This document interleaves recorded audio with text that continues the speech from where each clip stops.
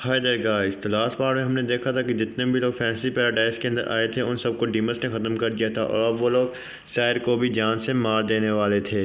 लेकिन इससे पहले वो डीमन शायर को भी जान से मारते इतनी ही देर में गॉडेस ऑफ नेचर ने उसे ड्रीम पैराडाइज की टेंपल के अंदर टेलीपोर्ट कर दिया था, जहाँ पर लॉन्ग हाओचेन से मिलती है। वहाँ से पता चलता है कि जनरल जी ने शायर को बचाने के लिए अपनी जान गंवा दी।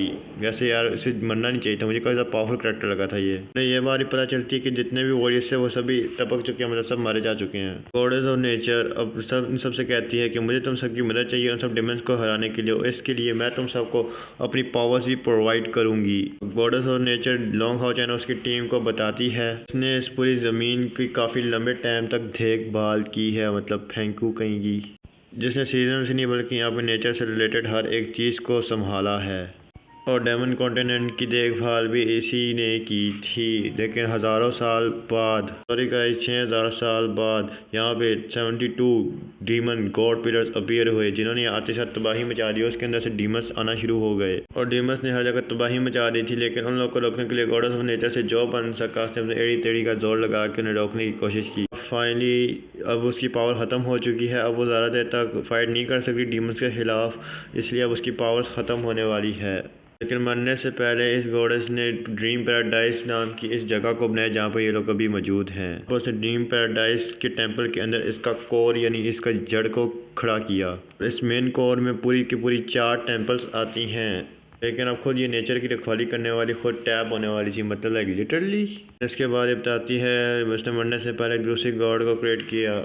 इसलिए लॉन्ग हाओचेन समझ जाता है कि जो उसके सामने लड़की है वही गॉडेस नेचर की उत्तराधिकारी है, मतलब उसी ने उसको बनाया। और वहाँ पे गॉडेस ऑफ नेचर की अभी मूर्ति भी रखी हुई थी, जो मुझे कम से कम किसी जिंदा लाश की तरह लग रही है इस वक्त लटकी हुई हवा में। लेकिन तभी शायर बोलती है इसका मतलब उसकी उत्तराधिकारी तुम हो, इस वक्त तुम यहाँ की इंचार्ज हो। लेकिन तभी वो कहती है नहीं तुम लोग गलत समझ रहे हो, तुम लोग स्पिरिचुअल ऑफ फर्नेस को ही विस्डम गॉड समझ लिया है, मतलब तुम लोग गलत समझ रहे हो। गाइस आप लोग मेरी तरह यहाँ कंफ्यूज हो गए होंगे, तो मैं आपको एक्सप्लेन करता हूँ। दरअसल सिस्टम बनाया था इस गॉडेस ने, जो कि पूरे ड्रीम पैराडाइज का हिस्सा है। और स्पिरिचुअल ऑफ फर्नेस, मैं गलत नाम ले रहा हूँ तो प्लीज़। स्पिरिचुअल फर्नेस इस पूरी जगह को ऑपरेट करती है, इसीलिए इसे मैं फर्नेस कह के बुलाऊंगा। इसलिए जैसे ही फर्नेस की बात की तो लॉन्ग हाओचेन समझ जाता है कि जिसके बारे में मून प्रिंसेस बात कर रही थी और डीमन एम्पर का बेटा जिसे ढूंढने है वो स्पिरिचुअल फर्नेस और कहीं नहीं बल्कि यही लड़की है। स्पिरिचुअल फर्नेस ने बताती है कि इसकी कैलकुलेशन के मुताबिक जो डीमन एम्पर है उसने अब तक 1 लाख स्पिरिचुअल पावर को क्रॉस कर दिया होगा। ऐसे में इसके पास अगर गॉडेस ऑफ नेचर की बनाई हुई सुपर पावर्स आ जाएं तो डीमन एम्पर इतना ज़्यादा शक्तिशाली हो जाएगा, उसे बोलना मतलब उसे रोकना बहुत ज़्यादा मुश्किल हो जाएगा, बोले तो इम्पॉसिबल हो जाएगा। वो उन्हें बताती है कि डीमंस इस ड्रीम टेंपल के अंदर भी आना चाहते हैं, लेकिन उन 4 टेंपल्स के ऊपर प्रोटेक्टेड शील्ड लगी हुई है, जिसकी वजह से वो यहाँ नहीं आ सकते। इसीलिए वो अब पूरी ड्रीम पैराडाइज के अंदर तबाही मचा रहे हैं ताकि यहाँ की प्रोटेक्शन शील्डें कमज़ोर हो जाएँ और लोग यहाँ आसानी से अंदर घुस जाएँ। अब उनका मेन मकसद है सबसे पहले तो जाके उन 4 टेंपल्स को डिस्ट्रॉय करेंगे, उसके बाद यहाँ पर आके मुझे लेके जाएंगे। वो चारों टेंपल मेन पिलर की तरह हैं और वो बताती है कि मैंने अपनी तो उम्मीद ही खो दी थी बचने की, लेकिन अब तुम लोग यहाँ आ चुके तो तुम्हारी मदद से अब मैं उन्हें रोक सकती हूँ। और वैसे भी तुम तो सन ऑफ लाइट हो, इसलिए अब तुम्हें यहाँ पे एक स्पेशल ट्रीटमेंट यानी स्पेशल एडवांटेज मिलेगा। फैंग शुक्र है इसको नहीं जान से मार दिया, क्योंकि ये भी मेरा फेवरेट कैरेक्टर है। वो सन ऑफ लाइट का सुन के बहुत ज़्यादा हैरान हो जाता है। हमारा सीन शिफ्ट होकर लॉन्ग चैन होकर मामू पे आता है। वैसे इसका मामू ही, इसलिए मैं इसको मामू ही कह के बुलाऊंगा, मामू। अब वहाँ पर वो सबसे बात कर रहा होता है कि वो डेमन जो मास्टर है सबसे बात कर रहा था, वो लड़की शायर वो अचानक टेलीपोर्ट होकर कहाँ गायब हो चुकी है। इसके बाद वो अपने साथ वाले साथी से कहता है कि ज़रा फ्यूचर में झांक के तो बताओ भाई क्या चल रहा है, मतलब फ्यूचर में झांकना बहुत ज़्यादा आसान है। वाह, या आप लोग इसे कह सकते हैं यूजियों का टट्टा, क्योंकि इसकी हरकतें यूजियो जैसी हैं टानती। जिसके बाद हम देखते हैं कि फ्यूचर को प्रोटेक्ट करने लगता है। उसके बाद ऐसी पावर जिससे फ्यूचर को प्रोटेक्ट कर सकता है। अभी अपनी टाइम पावर्स का यूज़ करता है, फ्यूचर को देखने लगता है, जहाँ पर उसे थोड़ा तो शक होता है जब लॉन्ग हाओचेन का सीन देखता है, लेकिन फिर उसे नज़रअंदाज कर देता है क्योंकि उसे वहाँ पर उसका लॉन्ग हाओचेन का मामा उस फर्नेस को पकड़े हुए खड़ा हुआ था। इससे लगता है सब कुछ ठीक है, इसलिए वो ये बात जाके लॉन्ग हाओचेन के मामे को बता देता है और वो बहुत ज़्यादा खुश हो जाता है। अब लॉन्ग हाओचेन का मामा सबसे आगे जाके कहता है तो ठीक है, अब हमें आगे का प्लान शुरू कर देना चाहिए। वो उन सबसे कहता है जाओ मेरे लोगों, जाओ जाकर उन 4 टेम्पल्स को डिस्ट्रॉय कर दो। अब वो सब लोग भी उसकी बात मानते हुए वहाँ से एक एक करके जाने लगते हैं टेम्पल्स को डिस्ट्रॉय करने के लिए। जहाँ पे डीमन मून प्रिंस और डीमन प्रिंसेस दोनों जा रही होती हैं, लेकिन लोंग हाओचन का मामा उन दोनों को ही रोक लेता है। कहता है तुम्हारे जाने की ज़रूरत नहीं है, कहता है तुम दोनों का वहाँ जाना खतरनाक हो सकता है। मतलब यार दोनों जरूर कुछ स्पेशल है। मून प्रिंस को समझ में आया, लेकिन दूसरी वाली के बारे में जाने बहुत ज़्यादा एक्साइटेड हूँ, क्या आप एक्साइटेड हैं। जिसके बाद कहता है कि वहाँ खतरा है, लेकिन वहाँ पर जो दूसरा होता है वो कहता है नहीं, आपको नहीं जाने देना चाहिए, दोनों एक साथ महफूज रहेंगे। और यही बात डीमन प्रिंसेस उससे कहती है। ये बात लोंग हाओचन के मामे को ठीक लगती है, इसलिए वो आगे जाके डीमन प्रिंसेस के पास जाता है। वो आगे आके डीमन क्लैन के सारे बिजनेस और सारे बिजनेस को स्टेबल करने की परमिशन और उसके सीक्रेट उसे बता देता है, यानी उसे सारा बिजनेस संभालने को दे देता है। लेकिन तभी डीमन प्रिंसेस कहती है कि ये सब आप मेरे बाप की वजह से कर रहे हैं और मैं इसलिए इसे हासिल नहीं करना चाहती, मैं सब कुछ अपने दम पे हासिल करना चाहती हूँ। और ये कह के वहाँ चली जाती है। उसके पीछे दूसरी प्रिंसेस भी चली जाती है और इसके यही अंदाज देख कर लोंग हाओचन का मम्मा कहते हैं इसकी इसी चालों पे तो मैं फ़िदा हूँ, ऐसी लड़की सिर्फ मुझे बिलोंग करती है। और इसके बाद मशीन शिफ्ट होकर वहाँ पे ड्रीम पैराडाइज के कोर टेम्पल के ऊपर आता है, जहाँ पर गॉडेस ऑफ नेचर यानी ऑफ फर्नेस उन लोगों को अपनी स्पिरिचुअल पावर दे रही थी लोंग हाओचन के साथियों को। और इसके बाद हम देखते हैं कि वो लोग ट्रांसफॉर्मेशन होने लगते हैं, उनका लेवल अपग्रेड होने लगता है। वो और साथ साथ सीमा से कहता है कि सच में मैं लेवल 6 पे पहुंचने वाला हूँ। जिसके बाद वो अपनी पावर का यूज़ करके उस सबको लेवल 6 पे पहुंचा देती है, ताकि वो जाकर उन डीमंस को काफ़ी आसानी से रोक सके। अब हमें एक एक करके उन सबके पंख निकलते हुए दिखाए जाते हैं। मुझे ये सीन काफ़ी ज़्यादा आइकॉनिक लगता है, आपको क्या लगता है कमेंट करें। अब इसके बाद सेंग यान लोंग हाओचन के पास आके कहता है कैप्टन अब आगे बताएं, अब हमें आगे क्या करना है। जिसके बाद लोंग हाओचन इसी के बारे में सोच रहा होता है, पर वो नहीं चाहता कि अपनी टीम को डिवाइड करे, क्योंकि इससे उनकी शक्ति कम हो जाएगी। लेकिन अब उनके पास और कोई रास्ता नहीं होता, इसलिए वो अब सबको बुलाते हैं और सबको बताते हैं हम अपनी टीम को 3 हिस्सों में डिवाइड करेंगे। पहली टीम सीमा सियान और मिस वैंग यांग की होगी, उस टीम में फैंग भी होगा। दूसरी टीम कायल, लिंजेन और चेरी की होगी। अलग अलग टेम्पल को बचाने जाएंगे। अब दूसरी टीम में से लोंग हाओचन और ज़ायो ही बचे थे। लोंग हाओचन उन्हें कहता है कि अभी 2 टेम्पल और बचे हैं, इसीलिए हम लोग वाटर और विंड टेम्पल को प्रोटेक्ट करेंगे। और फिर जैसे हम सबका काम खत्म होगा हम मेन टेम्पल के अंदर सब लोग वापस आ जाएंगे। अब हम देखते हैं कि वो सब लोग टेम्पल्स को बचाने के लिए निकल चुके होते हैं। फैंग के हाथों में उड़ते हुए हमें एक एनर्जी वॉल सी दिखाई जाती है, जिसे देखकर हमें पता चलता है कि ये किसी टाइप की खास एनर्जी जो उन्हें उस फंडस ने दिए है। अब हमें दिखाते हैं कि वो लोग सोच रहे होते हैं कि हम उन्हें कैसे हराएं, क्योंकि वो लोग तो लेवल 6 के भी ऊपर के वॉरियर्स थे, इसलिए उनसे लड़ना इतना ज़रा आसान तो होने वाला नहीं है। इसलिए गॉडेस ऑफ नेचर कहती है वैसे तो मैं लड़ाई के मामले में तो तुम लोगों की कोई मदद नहीं कर सकती, क्योंकि मैं तो बस तमाशा देखूंगी। जिसके बाद जो कहती है पर मैं यहाँ के रूल्स को मैनेज करती हूँ, इसीलिए मैं यहाँ के रूल्स को तुम्हारे लिए तोड़ सकती हूँ। वो उन्हें कोई सील ऑफ लॉ टाइप का एक ट्रेजर देती है, उन्हें कहती है इसका इस्तेमाल तुम डीमंस के खिलाफ कर सकती हो, इसका इस्तेमाल भी तुम्हें बाद में करना सिखा दूंगी। वो लोग वहाँ पे उड़ते चले जाते हैं, लेकिन सैर ने बता दिया कि उनके पास एक ऐसा डीमन है जो फ्यूचर देख सकता है। लेकिन वो सब समझ जाते हैं कि ऐसा कोई डीमन नहीं जो पूरी तरह से फ्यूचर देख सके, और उन्हें उस फर्नेस ने बोला है कि तुम उसी की फ्यूचर पावर्स का इस्तेमाल उसी के ही खिलाफ करो। अब वो सब वहाँ से निकल जाते हैं, लेकिन जाने से पहले लोंग हाओचन कहता है मेरे साथ ये जितने भी यहाँ आए थे उन सब की मौत का बदला मैं खून से लूँगा डीमन से। मैं आप सबसे वादा करता हूँ आप सबका बदला खून से लिया जाएगा। अब वो ये कह के वहाँ से निकल जाते हैं उनको रोकने के लिए। फिर से लोंग हाओचन पीछे रोक के कहता है आप चाहे जितनी मर्जी ख़तरनाक सिचुएशन क्यों ना हो जाए आप बाहर ना आइएगा। लेकिन वो फर्नेस कहती है कि मैं यहाँ से बाहर कैसे ना हूँ, मैं अपनी जगह को तबाह होते हुए कैसे देख सकती हूँ। अब फाइनली हम देखते हैं ये बात कहने के बाद लोंग हाओचन वहाँ से चुपचाप पतली गली पकड़ के फाइनली वहाँ से निकल जाता है।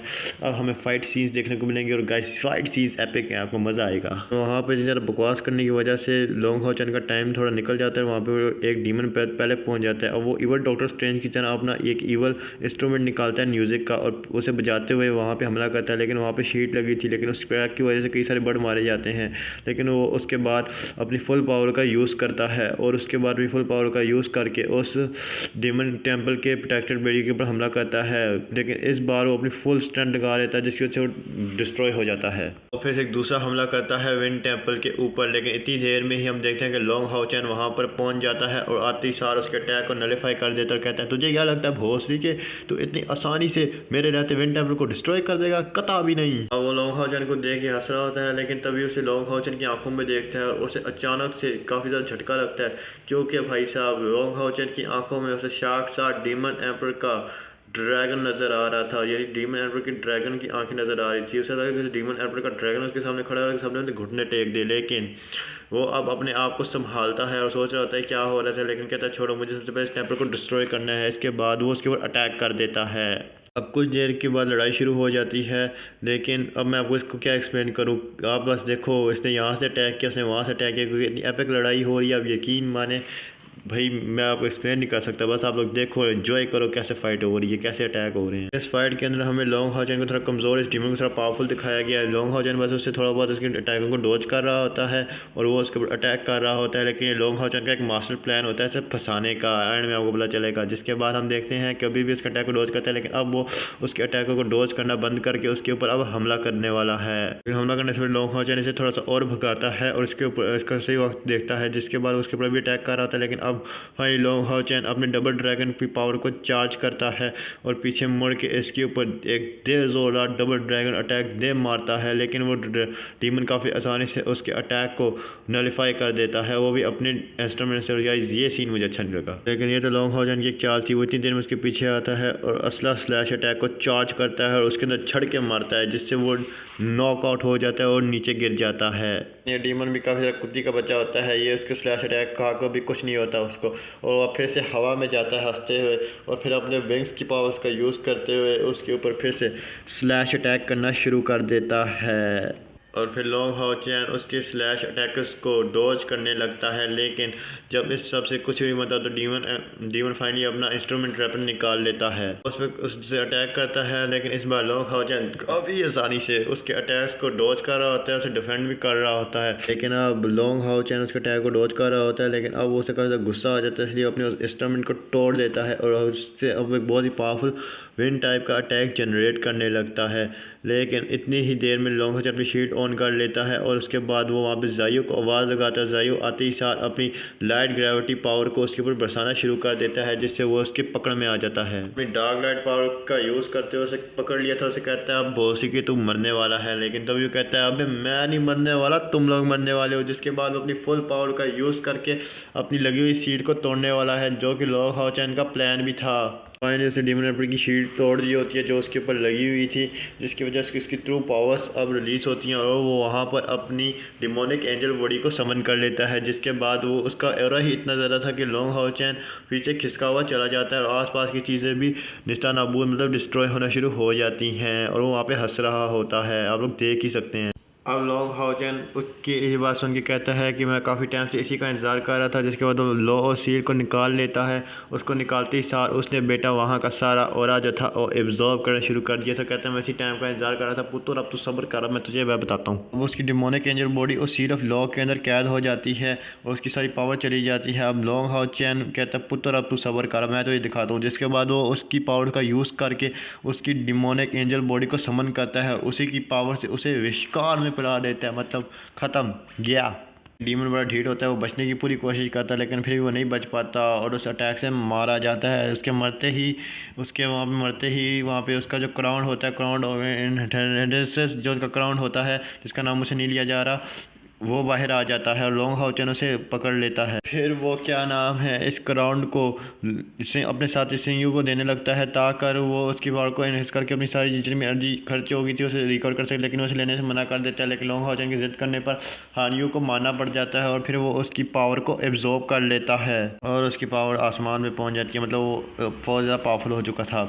अब इसके बाद वो कहता है हम लोगों को सीधा वाटर टेम्पल की तरफ अपनी उड़ान भर देनी चाहिए, ताकि हम वहाँ जाके डीमंस को रोक सकें। तभी लॉन्ग हाओचैन से रोकता है, उससे बोलता है रुको, हमें यहाँ से जाने से पहले इस जगह को बंद करना होगा, ताकि उन्हें पता ना चल जाए कि ये जगह अभी तक तबाह नहीं है, नहीं तो फिर से तबाह करने आ जाएंगे। इसीलिए मैं इस जगह को शट डाउन कर रहा हूँ, ताकि डीमन एम्बर बेटे को लगे कि ये जो प्लेस है वो डिस्ट्रॉय हो चुकी है, इसलिए वो लोग इसे दोबारा डिस्ट्रॉय करने नहीं आएंगे। ऐसे शट डाउन करता तो एक लाइट आसमान में जाती है, जिसे लॉन्ग हाओचैन के मामे ने भी देख लिया था। मामे, इसी के साथ गाइस मेरा ये एपिसोड ख़त्म होता है। Thank you for watching.